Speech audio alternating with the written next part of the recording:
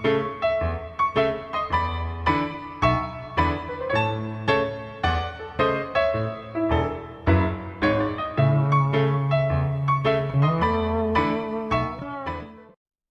a todos e todas, meu nome é Iago Frisarindotti e estamos aqui para mais um vídeo do canal Historiando. O tema de hoje será a origem do Carnaval. Comecemos então pelo cálculo da data. O Carnaval é uma data variável e que é calculada de forma retroativa a partir do domingo de Páscoa. Portanto, nós calculamos o domingo de Páscoa da seguinte forma: ele se situa no primeiro domingo após a primeira lua cheia, que se verifica a partir do equinócio da primavera, e isso para o hemisfério norte. Para quem não está muito habituado com esses termos, aqui tem uma representaçãozinha sobre os equinócios e os solstícios, mas não é relevante, não é tão importante para compreendermos a questão do Carnaval agora. É apenas uma curiosidade sobre como se calcula, como chegamos a essa data. A partir então do domingo de Páscoa, conta-se 7 domingos de forma retroativa, o que significa 7 domingos para trás do domingo de Páscoa, vamos chegar então ao Carnaval. Marca também a Quaresma, então é o estabelecimento da Quaresma. Vamos falar um pouquinho sobre ela. Bom, a Quaresma é um período de jejum, um período de orações, de resguardo, de reflexões. Portanto, você vai ter essa dualidade entre o Carnaval e a Quaresma. A origem do Carnaval. Vamos começar pelo termo. A origem provavelmente é latina e vem do termo carnevale, que significa então a despedida da carne. Vejam como o carnaval seria a despedida e a quaresma, é evidente, o período de jejum. Essa despedida se dá justamente na terça-feira gorda, que é então o auge do carnaval, o momento ápice dessa despedida. A origem é provavelmente grega ou egípcia, mas a maior influência, sem dúvida nenhuma, é a influência romana, e vem de festivais que comemoravam a chegada do equinócio da primavera, que marca então a chegada do calor e das colheitas. Então é a despedida do inverno. Vejam que aqui a origem do carnaval é anterior a Cristo, assim como em outras festas que se tornaram típicas do calendário católico. O carnaval também é uma festa considerada pagã, ou seja, vem dos tempos politeístas, aqui como dito, ou da Grécia Antiga ou do Egito Antigo, mas estamos com a maior influência do Império Romano. O Império Romano tem as suas tentativas de continuidade, então muitas festas foram absorvidas pelos romanos, e nós carregamos essa tradição até hoje. Evidente que com diversas adaptações para a região, em diferentes culturas, climas e tudo mais. Seguindo aqui, seria então um momento de dar fim aos estoques de inverno, né, nessas festividades da antiguidade, porque no inverno você costuma ter aquele estoque, né? Estocar alimentos para passar durante todo o inverno, que você não vai conseguir ter uma colheita regular, vai haver provavelmente escassez de alimentos, então se sobrasse, era o momento de você utilizar todo esse estoque, comer até se empanturrar, porque estaria chegando então o período de calor, o período das colheitas. A princípio, a Igreja condenava essas comemorações, mas como nós sabemos, quando você não consegue banir, você não consegue reprimir, né? A Igreja acaba absorvendo. Então, em 590, o Papa Gregório adiciona ao calendário católico a festividade do Carnaval.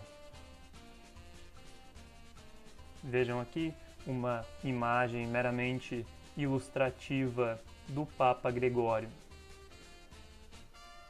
Então se reafirma essa oposição entre o Carnaval e a Quarta-feira de Cinzas. É exatamente o momento de despedida, aquele momento mais carnal, tanto na questão alimentícia quanto nas questões sexuais, como nós vamos ver um pouco mais à frente. Vamos falar um pouco sobre o Carnaval no período do Antigo Regime. O Antigo Regime a gente já tem um vídeo aqui no canal, inclusive é o primeiro vídeo do canal, ainda com pouquíssima estrutura, né? Hoje nós não temos também uma grande estrutura, mas já está bem melhor do que aqueles primeiros vídeos, mas o conteúdo é muito válido. A gente explica lá sobre a formação desse Antigo Regime. E o que é o Antigo Regime? A formação daquelas monarquias, as monarquias onde o rei era a representação divina. Então, principalmente ali nos séculos XVI, XVII e XVIII. Como era utilizado o Carnaval e como ele acontecia no Antigo Regime? Muito comum o uso de fantasias, como por exemplo de padre, a inversão de sexo, né? Então os homens se vestiam de mulher, as mulheres se vestiam de homens, muitos se vestiam de bobo, representações do diabo. Então vejam aqui a liberdade para brincar, né?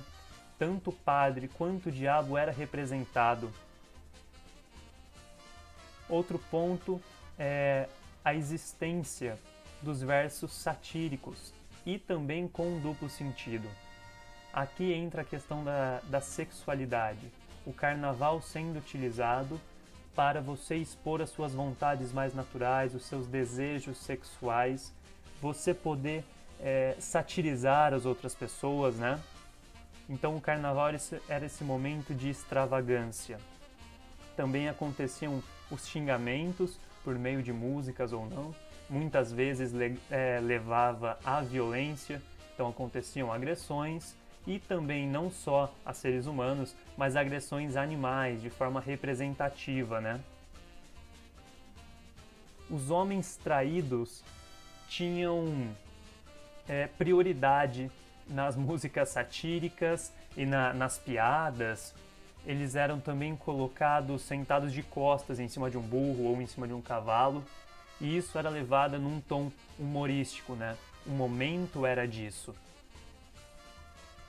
Aqui eu tenho a representação do Carnaval dos Países Baixos.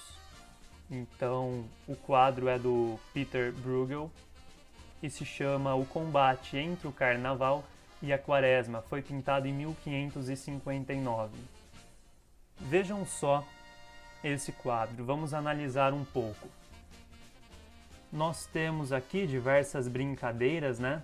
Você vê uma movimentação, um povo reunido de diferentes classes sociais, muitas pessoas brincando. Você tem a representação de comida, vejam aqui, em cima de uma mesa, o que nos parece, né? Peixes. Então você tem essa representação da comida. Aqui do lado direito, uma tentativa de representar a santidade, tá certo? E porque nós vamos ter essa oposição, né, entre o Carnaval, esse período carnal, e o período da Quaresma. Então, o auge desse quadro se localiza aqui, que é justamente o combate entre o Carnaval e a Quaresma, que nomeia o próprio quadro. Vejam o Carnaval aqui, sendo representado por esse homem gordo, com um espeto na mão, em cima de um barril que representa, né, essa capacidade de extravagância na comida, grandes doses de bebidas alcoólicas, o vinho, a alimentação, versus essa mulher magra representando a Quaresma. Veja então a oposição nesse quadro. Essa é a ideia principal, o Carnaval versus a Quaresma, levando justamente a reflexão sobre esse período de extravagância versus o período de resguardo. É um quadro muito interessante de se analisar, tem muitos outros aspectos, mas nós não vamos nos prender muito aqui. Seguindo em frente, então, nós temos os significados, a inversão, a oposição em relação ao ano todo. Nós sabemos no período medieval e na formação do Antigo Regime, nós temos uma maioria da população vindo do setor agrário, ou seja, pessoas que muitas vezes tinham dificuldade para viver. Na Idade Média, utilizavam o próprio campo para sua subsistência. Na formação do Antigo Regime isso começa a mudar, mas de fato era uma população muito regrada, que tinha suas limitações na alimentação, no próprio divertimento durante todo o ano. Então, o carnaval era esse momento de oposição. Você poder xingar, falar mal daquele que você teve problema o ano todo, o homem poder se vestir de mulher, a mulher se vestir de homem. Você pode se libertar, se assim podemos dizer. E era também para o Estado uma forma positiva, porque era uma forma de controle social.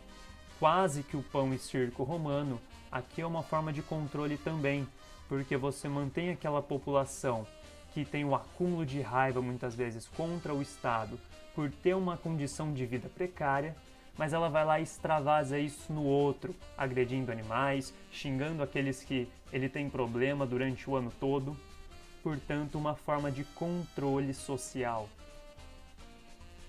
Como já dito, um momento então de extravagância, em termos freudianos, a representação do id ou do id, aquela nossa vontade mais instintiva, mais animalesca, sendo exposta. A inversão do status e do sexo, como também já dito, é uma oportunidade do pobre se sentir superior ao rico, esse rico sendo chacotado, mas ele sabe que ao final do carnaval a estrutura será retomada. Por isso que eu digo aqui, mais à frente, que as exceções reafirmam as regras, e evidente que não no sentido literal. Mas voltemos um tópico acima sobre o caráter polissêmico que eu pulei. O caráter polissêmico significa diferentes significados. Portanto, o carnaval tem diferentes significados em diferentes localidades, em diferentes épocas, tá certo? O carnaval não pode ter uma forma única, por isso um caráter polissêmico. E novamente agora, falando com mais calma aqui, a ideia de que as exceções reafirmam as regras. Eu digo que não no sentido literal, porque é claro que a exceção vem para quebrar a regra, né? Vem para desfazer a regra. Mas qual é o significado disso aqui? Se nós dissemos que há uma inversão, há uma oposição, e isso é uma exceção, ou melhor, são exceções, significa que é por um momento, e curto, porque as estruturas ao fim do carnaval vão se retomar.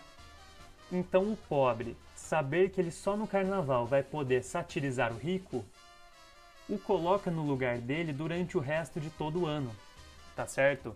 É uma forma de manutenção da estrutura, tanto da forma que nós já dissemos, do Estado, dando uma liberdade por um momento para que essas pessoas extravasem as suas raivas, suas angústias, quanto por ser num período determinado, que depois disso você sabe que você vai voltar para o seu lugar. Então, mais uma vez, uma forma de controle social, uma manutenção das estruturas. Eu não vou me ater aqui à chegada do carnaval no Brasil, que de fato vem com os portugueses, com um outro nome, vai ter algumas absorções locais, mas nós não vamos falar disso nesse vídeo. A intenção era trazer essa origem, de fato, desde o passado pagão até a época ali da formação do Antigo Regime e até o final do Antigo Regime, né? Porque é interessante para nós pensarmos quando nós criticamos o carnaval hoje. É necessário conhecer o passado, a formação dessa cultura, para que nós tenhamos então base para criticar o funcionamento disso hoje em dia.